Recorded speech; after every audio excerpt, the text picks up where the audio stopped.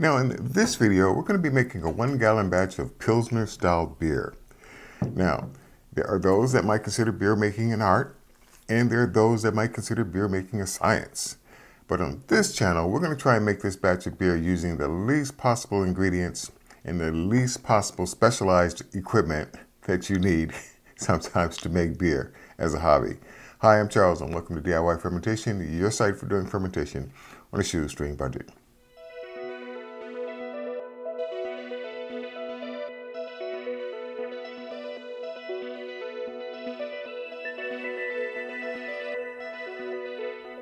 Now the first thing we need to make our simple Pilsner beer is a simple Pilsner recipe. We're going to need 2 pounds of Belgian Pilsner malt. This has been milled. We need 1 ounce of Saaz hop pellets. We need 1 packet of Salflager S23 dry lager yeast. We'll need about a cup or so of sugar, which is going to be acting as our priming sugar. We'll need 1 or more fine mesh straining bags. We'll need 1.5 gallons of water. I'm using spring water in this case. We'll need a large 8-quart or larger pot. We'll need something to do fermentation in, preferably something that has a spigot. We are certainly going to need a thermometer. It will be helpful if we had a siphoning hose. You'll need several bottles to hold your beer in. I'm using bottles that have flip-top tops that can hold the pressure. And lastly, but certainly most importantly, everything has got to be properly cleaned and sanitized before we begin this process, using your sanitizer of choice. I should also make note that my particular fermenter does come with a built-in airlock. If your fermenter does not, then please remember you will need an airlock to fit your fermenter. Now the very first thing we need to do is that we need to get our milled grain into our straining bags. Because I only have small bags, I'll be using several of those. But the thing about the malt is that in the bag, it will contain a fair amount of fine powder on the bottom. And because of that, I'm going to do this over a plate to help minimize the amount of mess that I'm sure I'm going to be making. So let's go ahead and cut our bag open.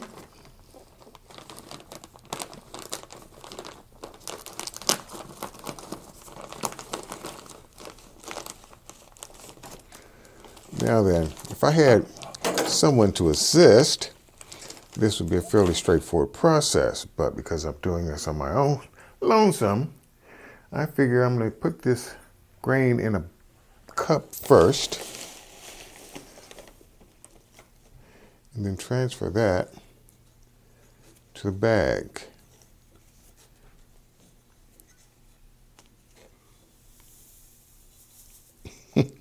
Like so. With a little fine powder going everywhere already. And that's the process I'm going to use to fill these bags.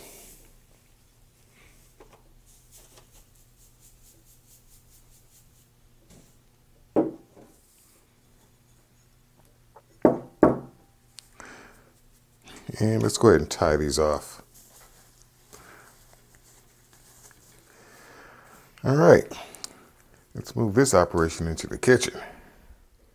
Now here we are in the kitchen, and what we need to do here is that we need to start heating up our water.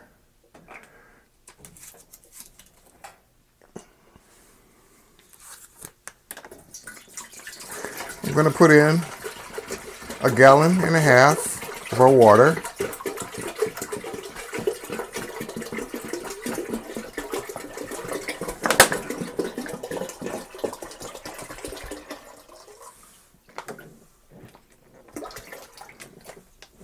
About there. And looking at it, I'm kind of thinking maybe I should have used a bigger pot. But there we go. 1.5 gallons of water. And let's go ahead and put our cover on. Turn on the heat. And I want to bring this up to a temperature of 158 to 160 degrees. Let's go ahead and incorporate our straining bags with our grain. this time with the camera rolling. And let's go ahead and put our cover back on, or lid rather. And we also want to, since we can, keep our thermometer in there. And we want to keep the temperature at about 150 degrees for the next 90 minutes. That's an hour and a half. If the temperature starts to drop a bit, turn the heat on low, bring back up the temperature, and let's just keep it there. Now that our 90 minutes are up, what we want to do is go ahead and remove our grain. The easiest way of doing that, if you've got one, is with a slotted spoon. And go ahead and, if you're lucky, find the top of one of the bags. And we want to go ahead and let that drain out.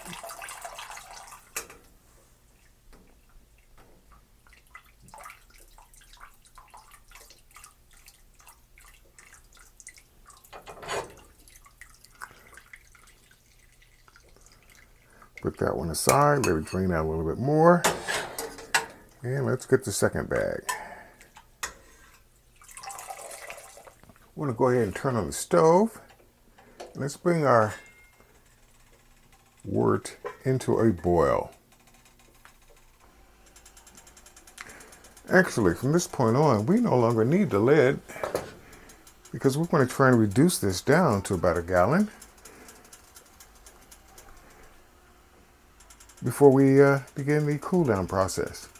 Now, one of the reasons why you want to stir it fairly frequently is that all of the sugar that you created during the last process has a tendency to settle down to the bottom of the pot, and the heat will cause it to stick.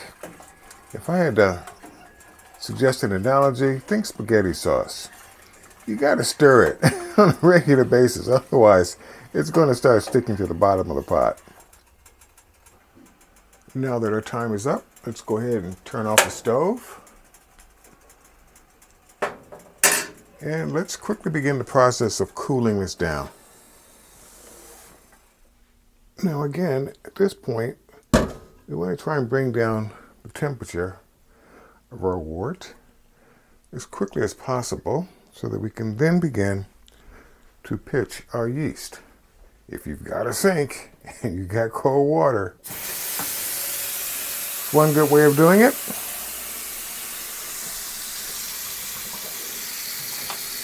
If you got some of these lying around, you can go ahead and add those in as well.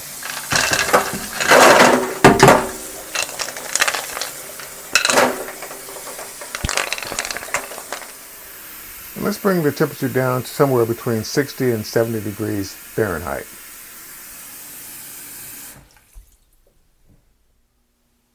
Now that our temperature has dropped down below 170 and above 160, it's now time to begin the process of moving this from our pot to our fermenter. And once again, I should point out, this fermenter does come with its own built-in airlock. If you don't have one, then you can use one of the S-style airlocks for your particular fermenter. Now then, let's see if I can transfer this without spilling it all over the place.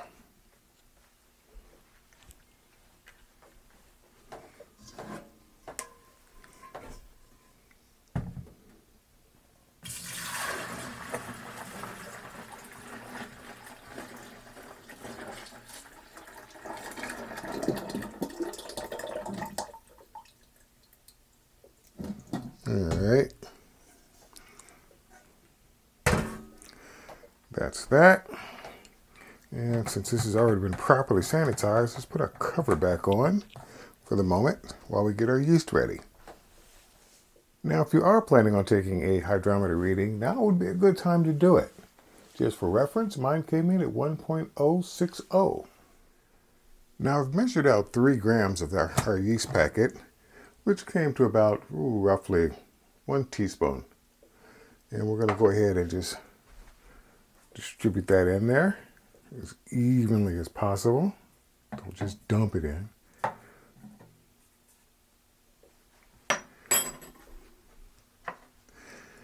And put our cap back on.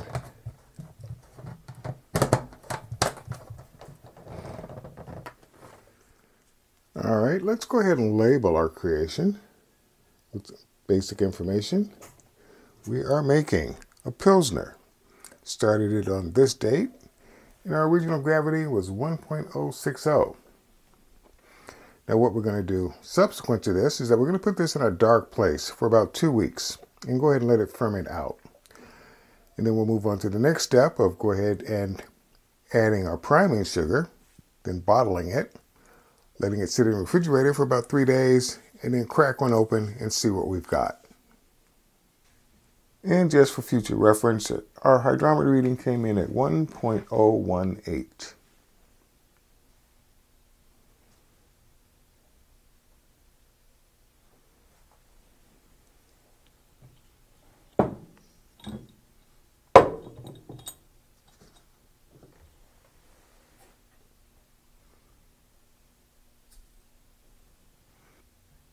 Now let's go ahead and start filling our bottles.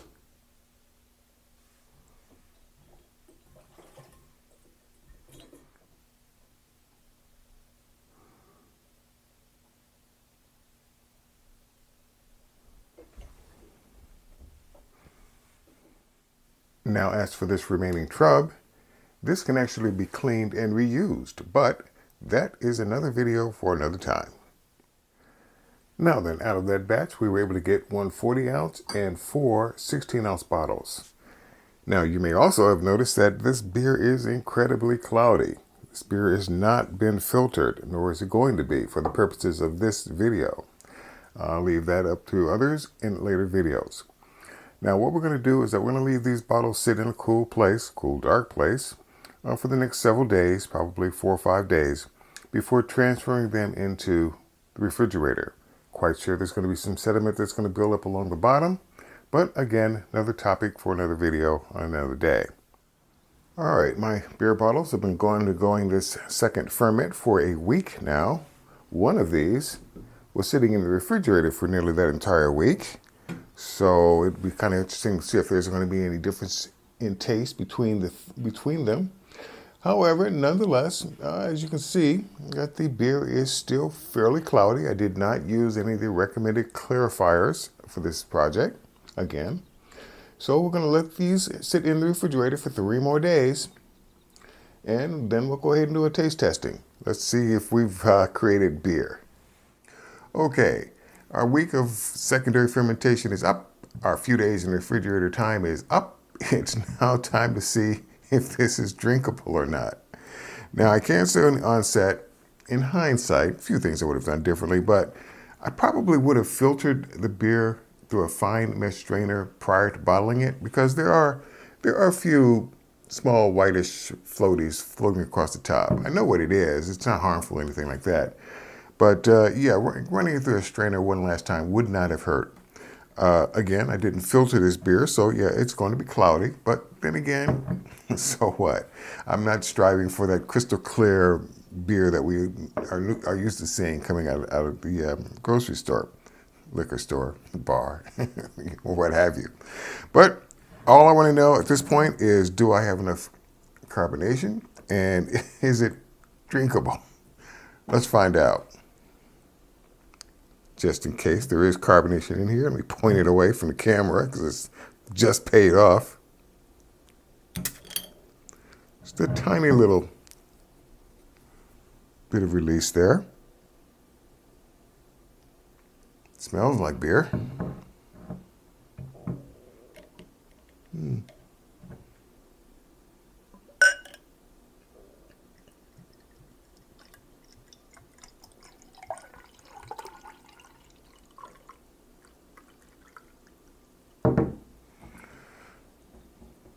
All right, just from the initial pour, yeah, it does have a very small head, but at least it does have one. Yeah, I can see the carbonation bubbles still, the CO2 bubbles are still in there, rising to the top. That's a good sign. Now, at this point, what my dad used to do is he used to take a few salt crystals, drop them in, and watch, settle to the bottom and watch the little bubbles float to the top. Something I never really could understand myself until I started trying doing it. If nothing else, it's interesting to look at. But that's not what we're going to be doing here. I mean, it does smell like beer. It's a very light flavor for beer. You can almost smell the sweetness. But then again, this is a Pilsner, so we're not really expecting a whole lot of heavy-bodied flavor to begin with. All right, let's find out if this is worth the effort.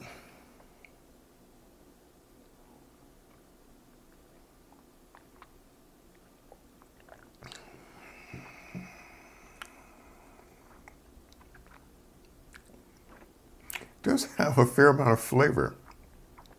It doesn't really have a lot of the O2 carbonation that I would have liked.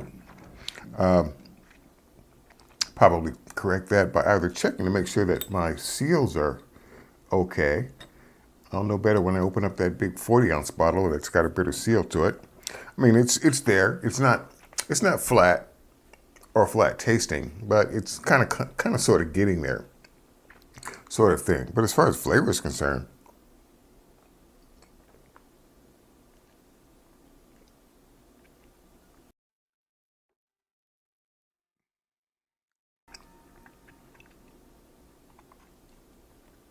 I can honestly say I've made beer from grain.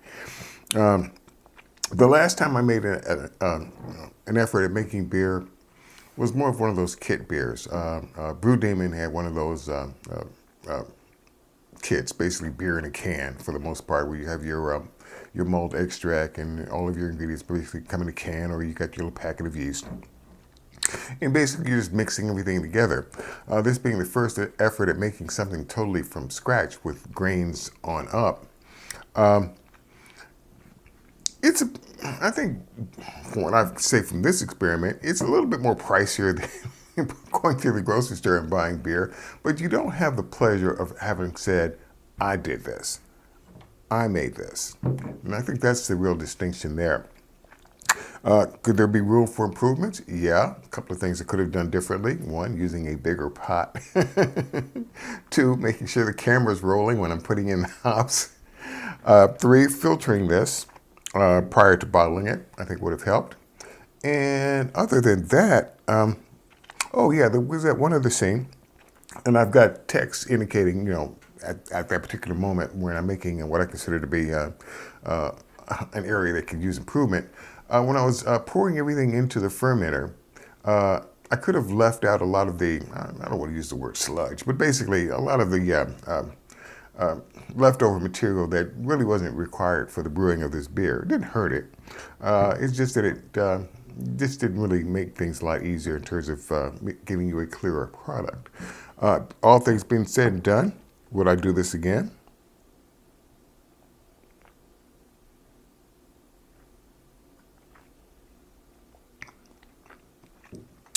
I would. I would probably not make a Pilsner. I want something that's got a little more body to it. I think in this case, just a touch bit more bite to it, or bitterness. I think next time around, I'll probably try my hand at making some kind of a dark beer. See how that works out. But all in all, was it worth the effort? I think it was worth the effort. Bit more carbonation. That could easily be fixed. Don't know if I want to go through the steps of the additional clarification. The original recipe specified using gelatin, but I just wasn't feeling that. So, no, I'm not too concerned about the clarity of the beer or anything like that. Beer is beer. It's going to taste good or not. What else can I say that I should say real quick? Oh, yeah. In terms of making only a 1-gallon batch, considering the amount of time and I won't say effort, but the degree of effort that you put into it, 1-gallon batch. These are gonna go pretty quick. Okay, these aren't gonna last very long, considering the amount of time that you spent making it. One good thing about the small gallon batches is that you can determine whether or not that is a particular flavor that you want to make more of. This, I might make more of this somewhat later down the road, making a few tweaks and adjustments here and there. But basically, yeah, they made beer. Cool.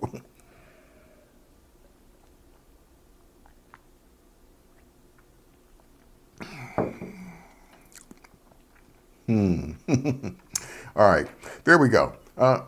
If you like what you see here, please click on the subscribe and notify buttons. Let me know that you want to feel a little bit of love there, so I can use the accounts. Become a member. This channel doesn't. Well, how can I say it? This channel needs your support. Either becoming a YouTube member or becoming a Patreon to show some support for this channel, so I can buy more ingredients to make better stuff. Beyond that, I will see you in the next video.